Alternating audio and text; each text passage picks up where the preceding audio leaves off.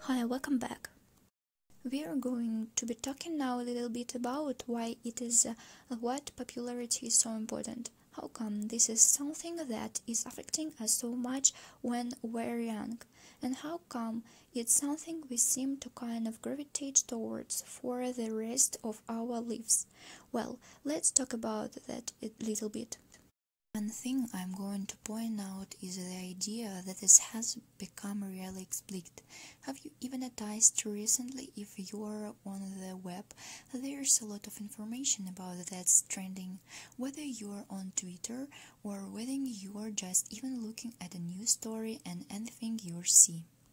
You'll sometimes see those graphics that talk about how many times has a story been tweeted, or how many people have liked it on Facebook, or how many comments are there, and often it's right at the top of the story. In fact, even after they're done reading the story, there may be those icons again.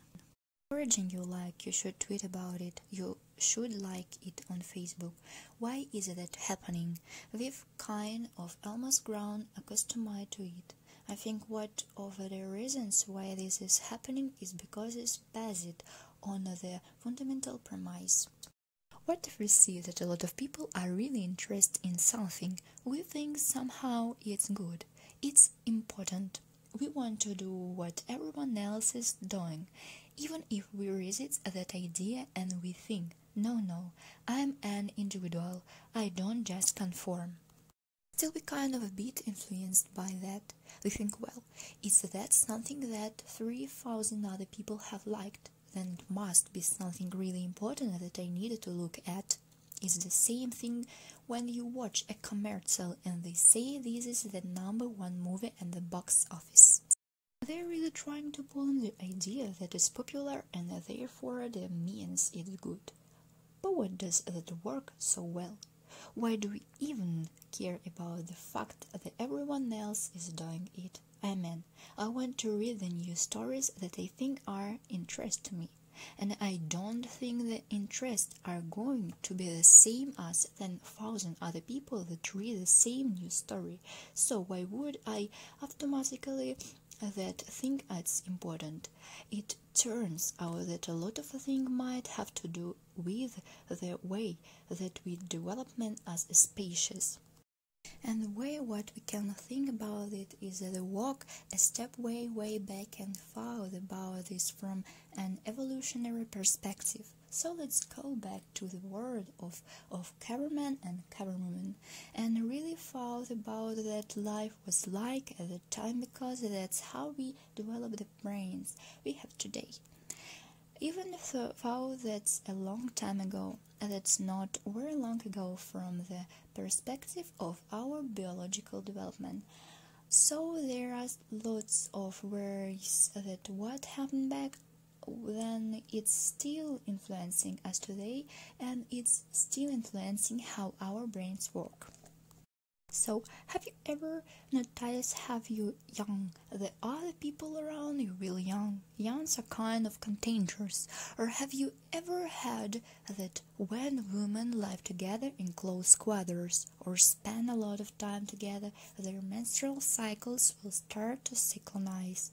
That all has to do with the same idea here, that the sense that when we were cave people a long time ago, we quickly learned that we're going to do a lot of better if we live together and if we kind of pay attention to signals from each other.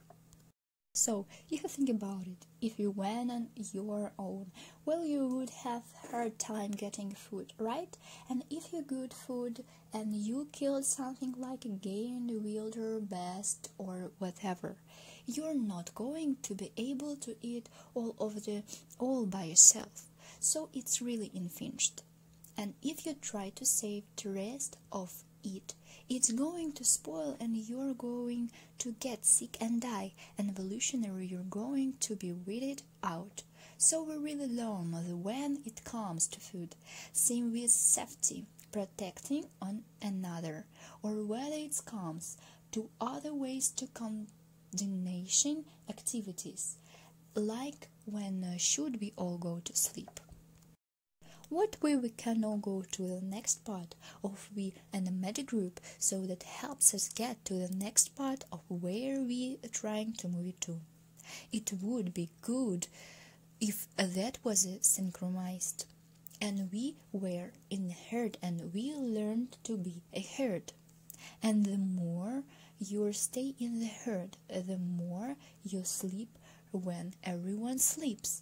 That way we can all work together and move it together at the same time. The more then everyone stops to give birth or to conceive new babies. That should all happen, and at the same time we should all each other, we should all protect each other. If you are living that herd, then those things will be fragmented. You won't get food, you won't be safe, you won't stop at the same time as other, and you might get kicked out.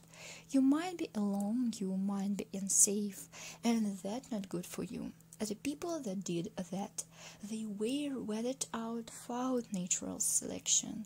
We are all the people that served by learning to pay attention to what the herd has to say.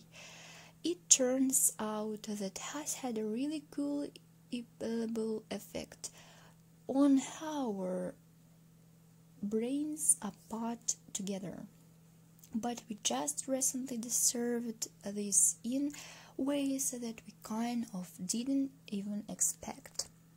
So there have been a lot of researchers that have been interested in understanding how the brain works, and in particular there have been a lot of people that have looked at how the brain kind of lights up in an fMRI.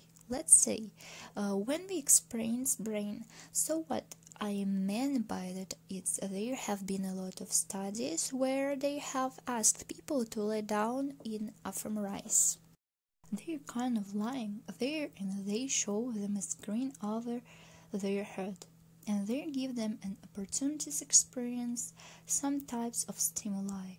Now is the same cases, those might be real life stimuli. So right their hand is sticking out of the fMRI, they might get a little prick or some part of a painful stimulus, and when that happens, the fMRI would allow them to see what area of the brain are kind of lighting up. And what we learned was very relevantly for a very long time. We've seen in research that there are particular areas that tell us that we're expressing pain, and there are that tell us it's time to start regular that pain and doing something about it. Now the parts of our brain that signal pain is really important, because the pain is our ways of. It's the brain's way of telling us something very serious is happening, you need to do something about it.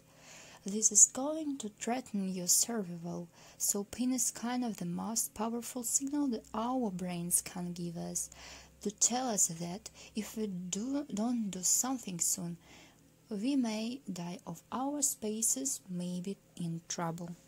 Well, an interesting thing happens. So there were some researchers, including Naomi Eisenberg from UCLA, who directed to do some studies looking at people in the fMRI, matching in the magnet, and they asked them to, instead of getting real pain, they asked them to participate in some correction where they were getting close to others, and the way that this worked was sometimes there were real people that folks were communicating with while they were in the magnet, and sometimes they were just pretend.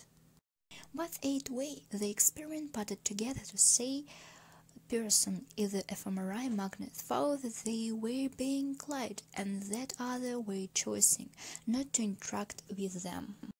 So in a way, it was kind of like they were getting a signal saying, you're getting kicked out of the herd, you're not a part of the group anymore, you're getting excluded.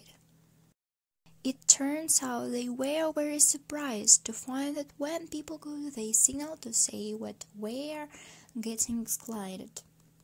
Parts of their brain that lit up were the parts of the brain that light up when we experience real physical pain, and this kind of led of the idea that their mind is something called social pain.